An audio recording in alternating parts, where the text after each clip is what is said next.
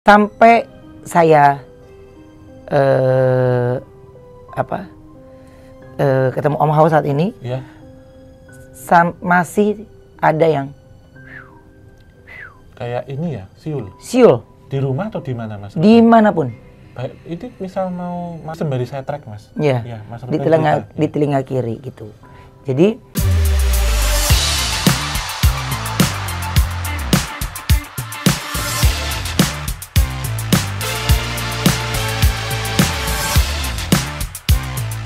Iya. Kalau dalam ini, Mas, saya kan sering nonton juga Iya. di Kakak Beradik Podcast ataupun The Onsu Family. Iya. Kan Mas Ruben kadang ikut ke lokasi nih, kayak dulu waktu kita penelusuran di Bilabong ya, di kolam renang. Iya. Pernah nggak, Mas, ingat satu tempat yang dianggap paling serem atau bahkan itu membawa energi tidak mengenakan bagi Mas dan keluarga? Jadi seperti ada yang nempel, yang ngikutin, atau bahkan ada kru yang kerasukan atau apa gitu, Mas? Banyak sebenarnya. Tapi kalau ngefek ke keluarga kayaknya enggak ya. Ya di lokasi saja, Mas. Iya, maksudnya ngefek ke keluarga tuh kayak dihantui terus-terusan gitu ya. Enggak sih, tapi lebih ke akunya kayaknya. Lebih ke akunya, misalnya sampai saya ketemu Om Hao saat ini, Ya. masih ada yang Kayak ini ya, siul. siul Di rumah atau di mana, Mas? dimanapun. Baik, itu misal mau manggung atau di Dimana, studio juga sama? dimanapun. Saya nyetir mobil sendiri, Iya. itu bukan siul jauh, siul yang bener-bener di sebelah kuping Telinga kanan atau kiri? kiri. Iya. Nanti sembari saya track, Mas. Iya, Iya, Mas di Ruben cerita. di telinga kiri gitu. Jadi itu sering terjadi. Cuman ya saya diam. Tapi adik saya juga pernah cerita juga. Ini tahu nggak kita gini. Tapi saya nggak cerita ke dia. Gue udah duluan gitu. Nah, saya ini kan ya ada capeknya di posisi yang gue lagi ya kadang kondisi badan nggak seoke dulu Gak gitu fit ya, nggak fit. Terus tiba-tiba ada yang kayak gitu, kadang-kadang kan suka marah kan gitu. Aduh, ini apa nih, setan, bener-bener setan nih gitu. Males gitu, lagi males nanggupin. Jadi aku sering misalnya buang air besar malam-malam tuh. Nah, kalau di kamar mandi utama kan gede banget. Saya lebih kurang nyaman karena ada bathtub, ada shower. Saya tuh orang yang takut kamar mandi soalnya. Jadi sebisa mungkin kamar mandi itu nggak perlu terlalu besar. Sempit tapi bisa dipakai nyaman. Iya. Ya, Mas, ya. Nah, kalau saya zaman dulu bujangan kan di kamar mandi tuh semuanya kayak ruang tamu.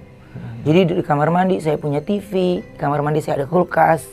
Jadi kayak mau melakukan hal apapun, misalnya ya buang air besar yang melilit itu kan kadang-kadang lama kan. Iya. Jadi saya punya banyak aktivitas yang kulkas itu buat saya taruh krim gitu loh. Krim pagi, krim malam. Kan kalau dingin tuh kan lebih fresh ya gitu. Sehingga nggak keluar lagi nggak keluar dari kamar mandi, ngambil lagi gitu, repot ya gitu. Jadi lebih ke kulkas minibar gitu. Nah, jadi pada saat itu saya lagi buang air besar. Saya ingat banget jam 2:20. Saya ingat banget karena saya setiap bangun tidur yang saya lakukan itu saya nengok ke anak saya dulu, ya ada istri, terus habis itu kanan jam. Itu pasti saya ingat. Jadi jam 2:20. Saya jalan. Nah, karena jalur ke arah kamar kami itu area private, sehingga nggak akan mungkin ada yang masuk. Ya, jadi ada pintu lagi. Pintu ketemu pintu lagi. Gitu. Nah, pintu itu kejegrek.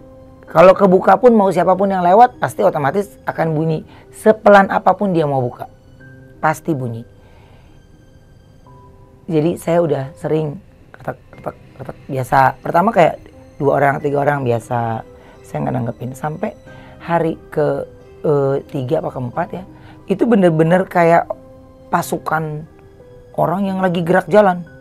Banyak derap kaki gitu. Banyak derap kaki. Panik iya, takut iya.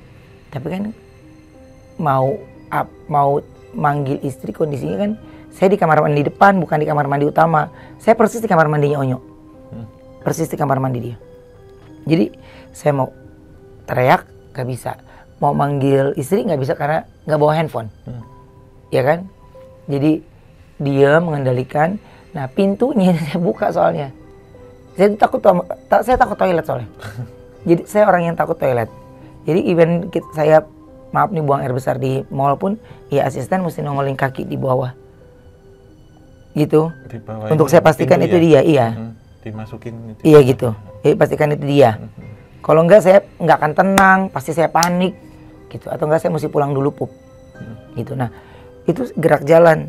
Saya panik nih, jangan sampai dia lewat. Aduh, jangan sampai dia. Udah panik nih karena udah nggak ada anak saya gila-gila gerak jalan. Ini bener-bener grup. Iya kayak grup. Iya orang pada baris berbaris gitu. Dan dari situ saya dia jauh nih gitu ya. Dengar ini kayak mau jauh mendekat gitu loh.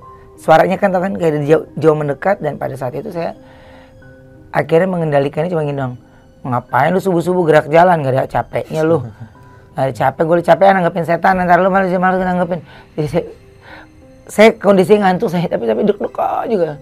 Malas gue nanggepin setan, lu gerak jalan aneh-aneh aja, lu menghantui, bukan lompat-lompat. Ini malah gerak jalan aneh gitu. Hilang. Ya. Saya langsung bersih-bersih, tapi nggak berani melintas. Karena dia ada di pintu masuk kamar saya tuh. Dimana, ini saya ngomongnya saya merinding. Ya. Ini saya ngomong saya merinding. Tuh. Ya, saya merinding. Jadi, dari pintu utama, ya, pintu utama, kamar Onyo, kamar mandi, kamar Talia. Ya, baru kamar kita, kamar keluarga. Di tengah posisinya. Nah, saya kalau keluar kamar mandi Onyo itu, mau masuk ke sana, saya harus melintasi dari suara yang saya dengar tadi itu loh. Jadi makanya, ya nggak ada jalan lain, ya yang gue harus ke situ, dan nggak ada orang yang lewat yang gue minta tolong, nggak ada. Jadi jalan aja udah, ya berdoa sesuai dengan keyakinan, ya lewat aja, gitu. Memang pintu itu kan susah banget dibuka kan. Besar ya Mas Pintu. Iya, pintu susah banget dibuka. Kita sengaja supaya kalau ada yang bangun, ya kita dengar suaranya gitu. Nah, ini nggak kebuka, dan akhirnya kebuka paksa yang bikin ya suaranya besar banget kan akhirnya gitu. Udah ngelewatin itu, makanya dari situ semakin sering saya siul gitu.